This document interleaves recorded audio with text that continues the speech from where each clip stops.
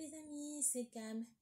Et aujourd'hui, je vais faire une vidéo un peu plus intime et artistique où je partage avec vous un chapitre profond de ma vie et des moments de turbulence à tout semble perdu.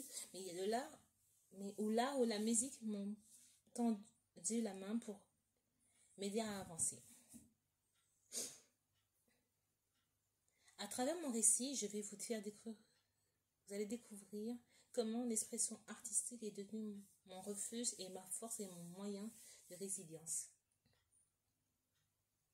Donc, je vous emmène dans un voyage sincère, ponctuel de souvenirs émotionnels et de la création qui m'ont transformé mes douleurs en beauté. Si vous avez déjà traversé des périodes difficiles, j'espère que cette vidéo vous rappellera que la lumière existe même dans l'obscurité.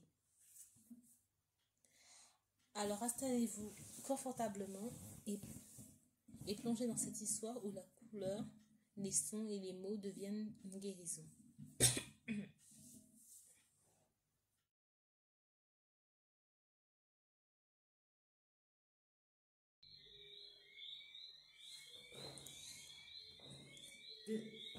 Dans cette partie, je vais vous parler de mon enfance,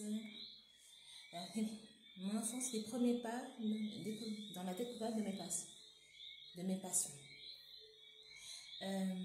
Je m'appelle Camille, j'ai 19 ans, bientôt 20. J'étais née aux Abymes et j'ai passé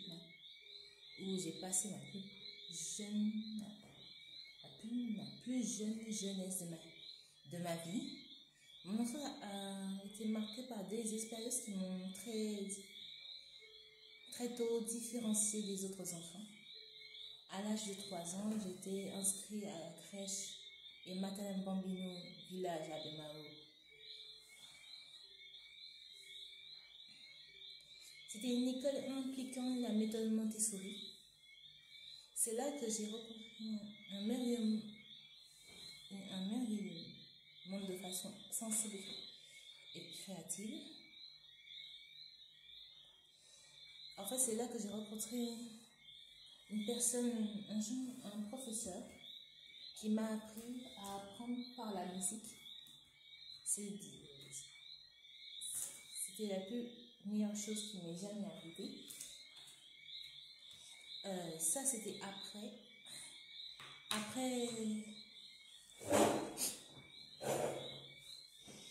Par la suite, j'ai fréquenté l'école maternelle.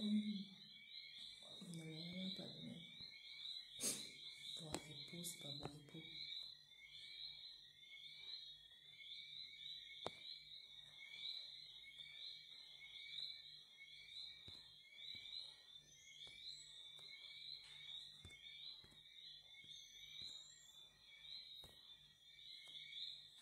J'ai fréquenté.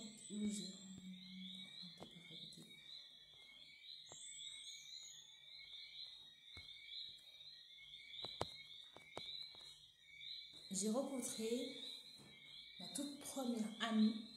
Malheureusement, cette amitié n'était pas bien vue par ma mère.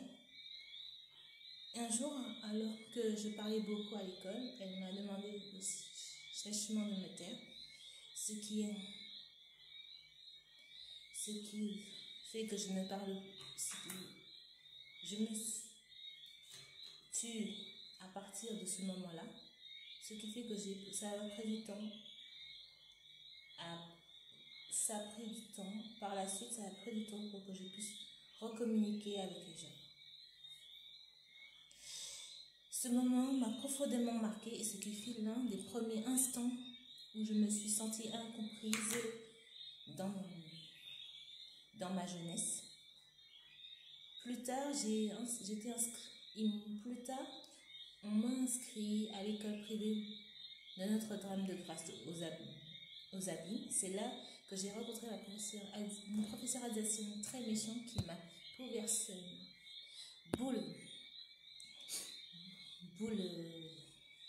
c'est mon parcours scolaire et m'a enlevé mon premier intérêt unique pour les puzzles.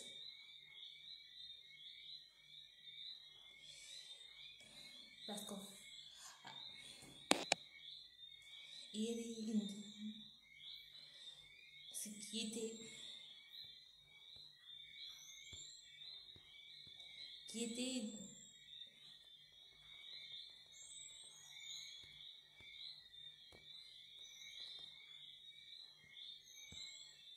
ma toute première passion avant le chant et le dessin. À l'âge de 3 ans, je pouvais assembler des... C'était à la même période. Je pouvais assembler des pièces de 50 à 120 pièces, en commençant non pas par les bords, mais comme l'enseignant souvent, enseignait souvent, mais par les milieux et les coins. Ce qui étonnait mes parents et les enseignants. Cependant, cette manière de faire cette manière différente de faire n'a pas été bien accueillie par cette professeure, ce qui a bouleversé mon parcours, bouleversé ma vie quotidienne et ma vie scolaire de manière brutale et inattendue.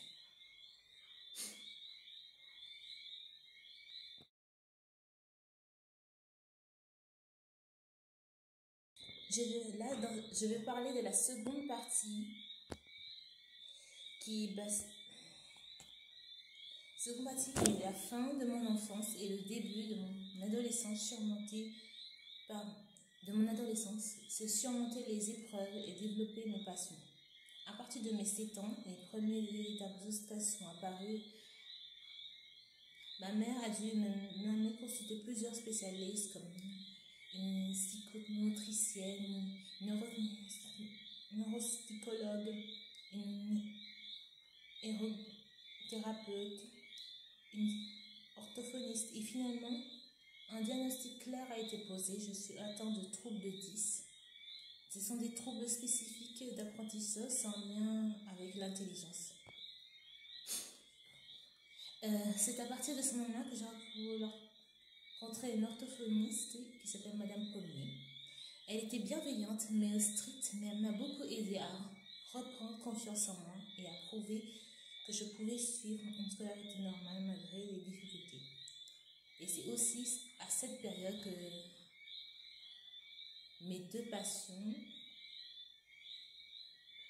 j'ai découvert mes deux passions qui étaient déjà en moi. On commence.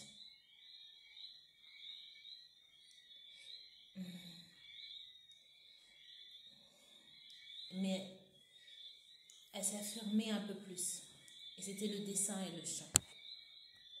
Ma prof de dessin au primaire m'a immédiatement repéré mon talent et elle m'a encouragée à poursuivre et à même faire découvrir le pôle à faire à Pointe-à-Pitre, ce qui est devenu un événement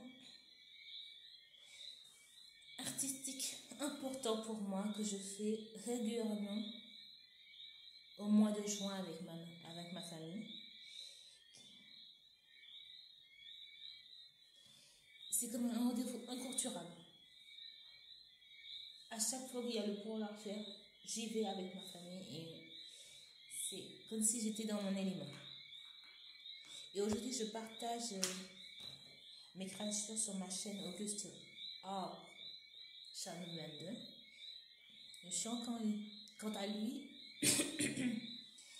était révélé par ma professeure principale qui m'a intégrée à la chorale de l'école. Et elle était aussi très très gentille. Ces deux passions existaient en moi depuis longtemps, mais je ne savais pas encore pleinement, je n'avais pas encore pleinement conscience qu'elle allait faire partie de ma vie. C'est à l'occasion de la séparation définitive de mes parents en 2013 que tout a pris un nouveau sens. J'avais encore à l'âge de 7 ans. Cette rupture m'a plongée dans une grande dans une garde partagée, avant que mon père ne coupe définitivement les liens avec nous.